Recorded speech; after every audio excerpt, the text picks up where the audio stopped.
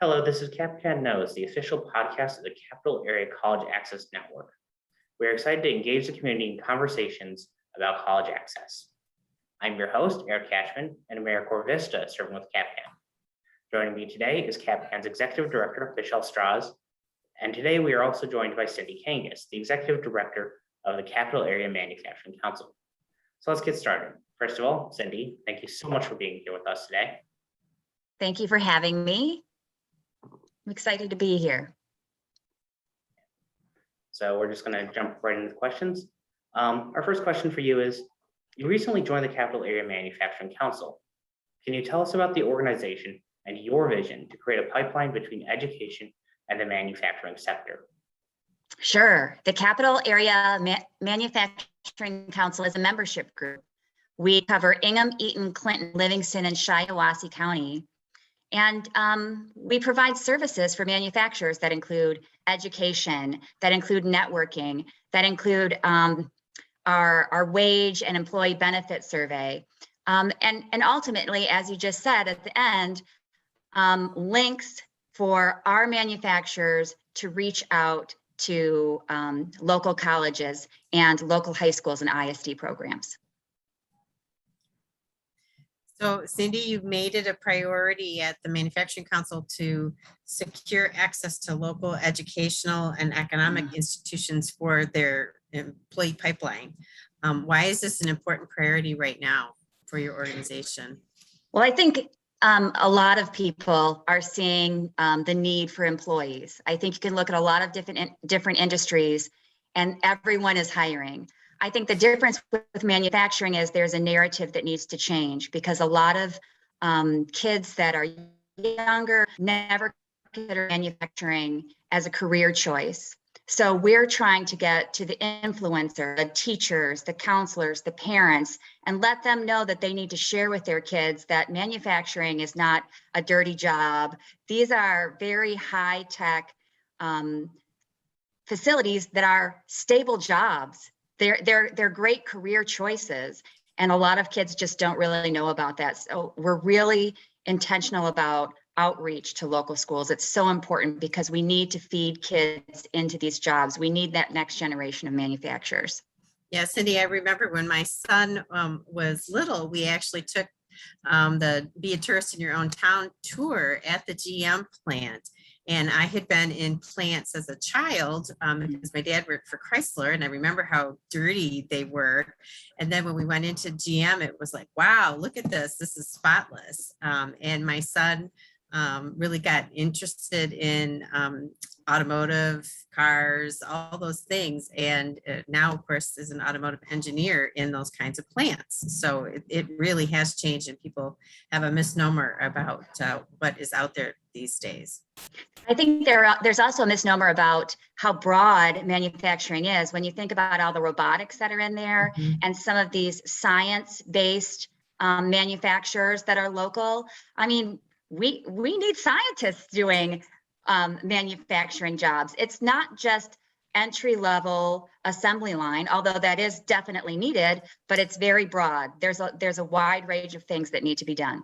Yeah, I mean, we certainly have engineers that are needed, let's say in our cheese and whey manufacturing facility out in St. John's, right? And we know we have a lot of other industries, whether it's in healthcare that's producing, like hips that need manufacturing as well. So we want people and students in particular to know that sort of the sky's the limit in manufacturing these days. Yeah, and skilled trades, I think, is another key word. We don't hear that very much, but we really need skilled trades. We need these kids that know all of the different welds that they need to know to put these products together.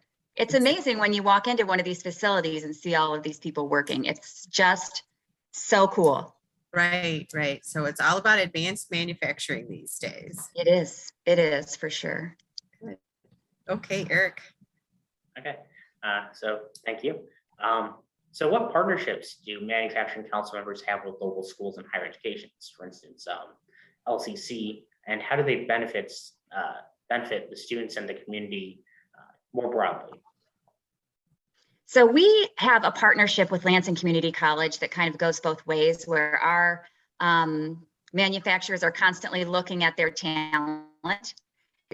On, a lower level, we have relationships with area high schools, with local ISDs, with the RESA programs.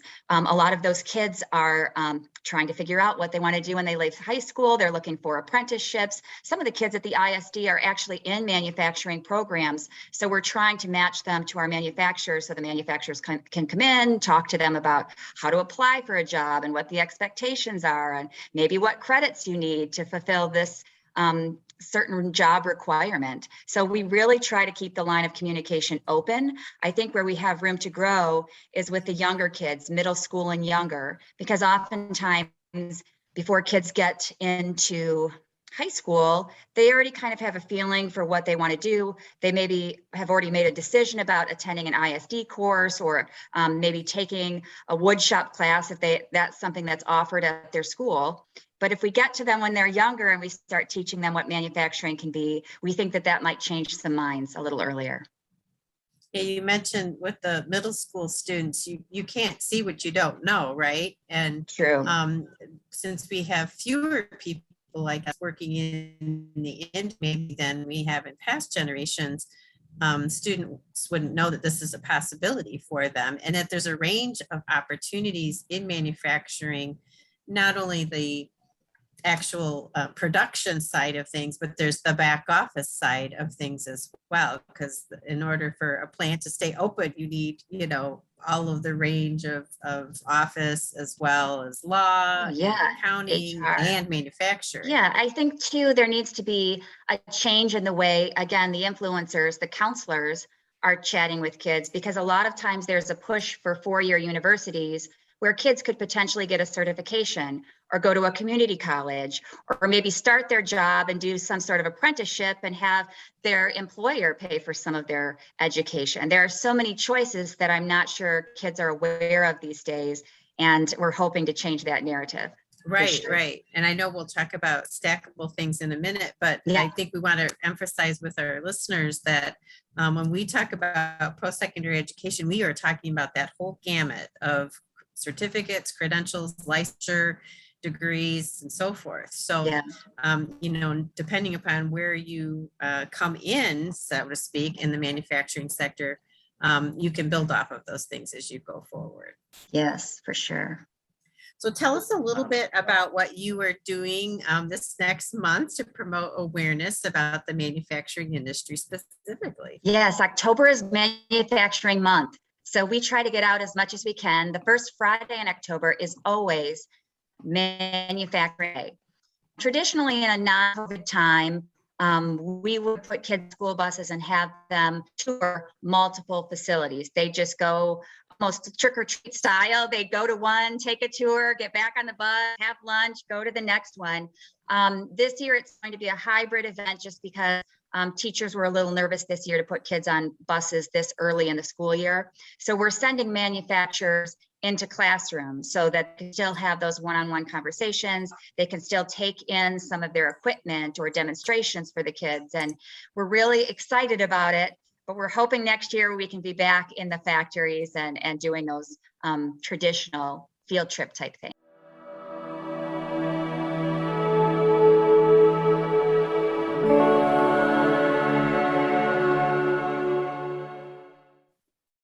Thank you for that, Cindy. Can you talk about stackable credentials as a way to increase educational attainment among the employees in the manufacturing field? Yeah, I have been in multiple factories where there is oftentimes a matrix on the wall.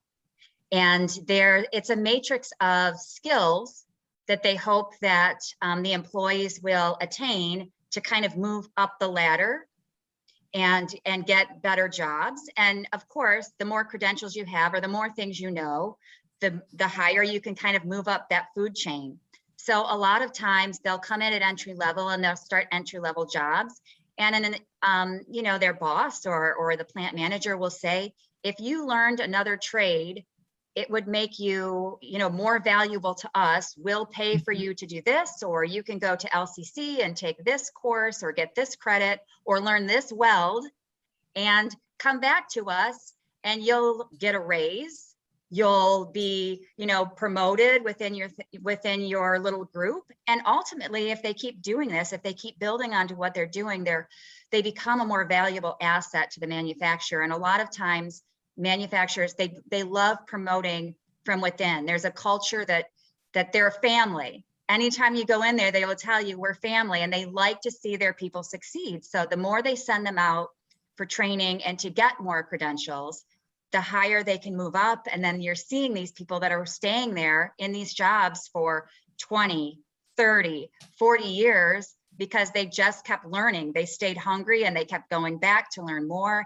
And I don't think it necessarily has to be specifically about skilled trades. As you mentioned, we have a lot of people in manufacturing that are front office workers, or maybe they're plant managers. And so they need skills that are specifically about managing teams and that sort of thing. So I think it's never a bad thing. It's always wonderful. And it not only benefits the employee with raises and job promotions, but it benefits the entire plant because they're investing in their family and they're moving up the ladder.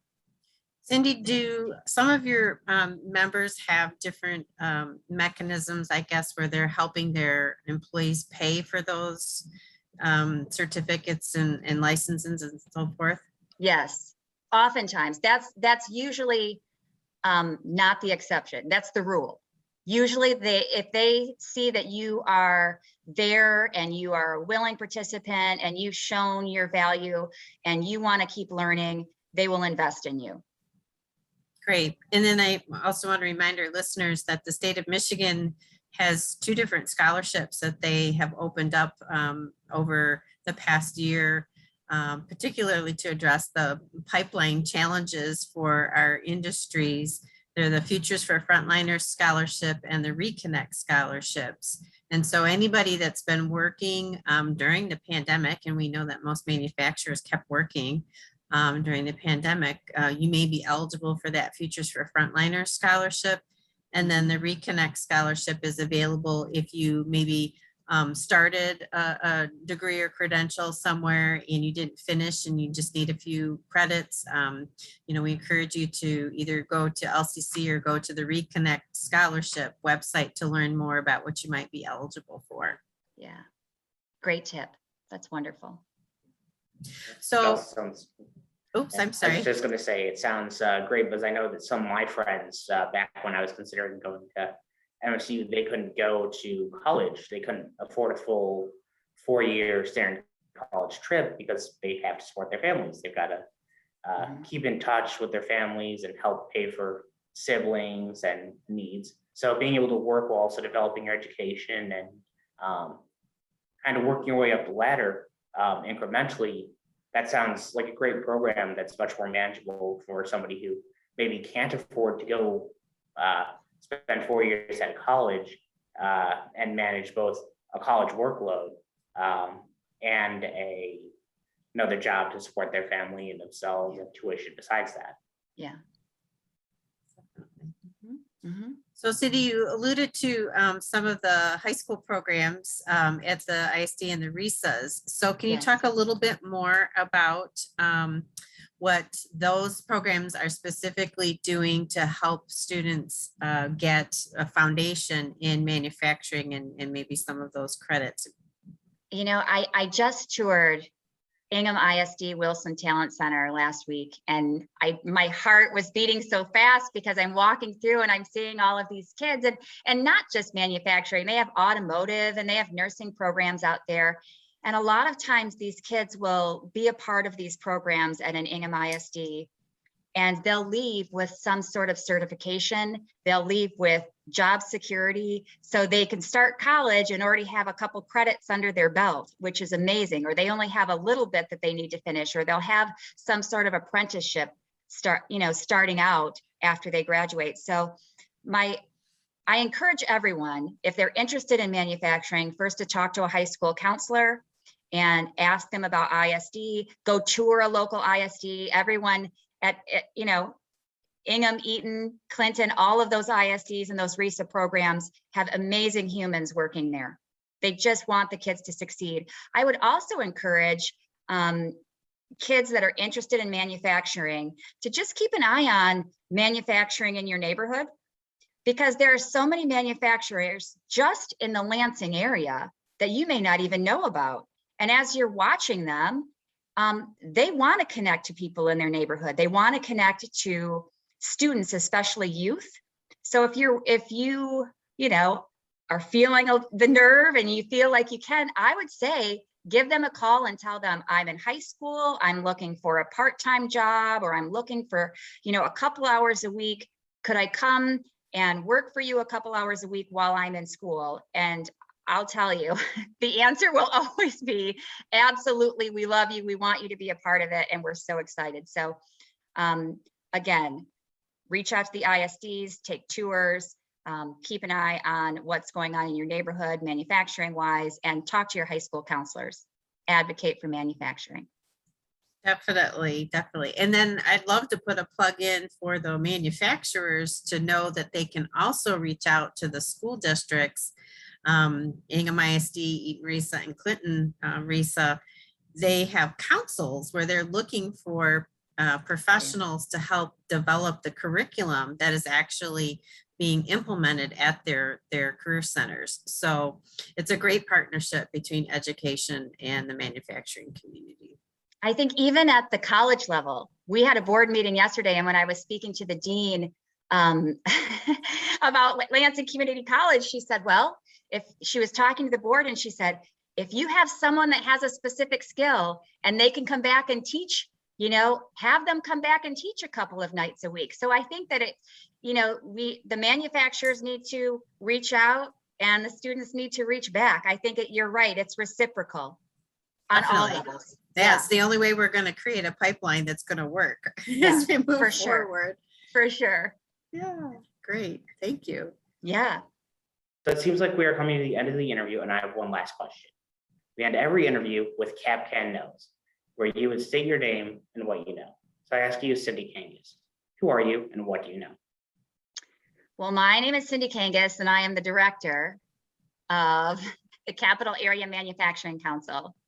And I know that manufacturing is the best kept secret that should absolutely not be a secret. These facilities are in your backyard. Your neighbors are working there. They are amazing facilities, shipping globally, and we all need to be proud that they're here in our community. So I'm really excited. And I would also like to share, if people want more information about manufacturing or about the council, they're welcome to reach out to me or subscribe to our newsletter. We are at camconline.org. Okay. So, well, that's all the time we have for today. Thank you, Cindy, for coming on the podcast to chat with us in CapCAN. It's my Thanks, pleasure. Cindy. Thank you, Eric. Yeah, thank you, Michelle. For more information on CapCAN, please be sure to follow us on Facebook, Twitter, or Instagram. The links will be in the video description below, or to visit our website at capcan.org. Thank you for listening to us today, and we will see you again soon.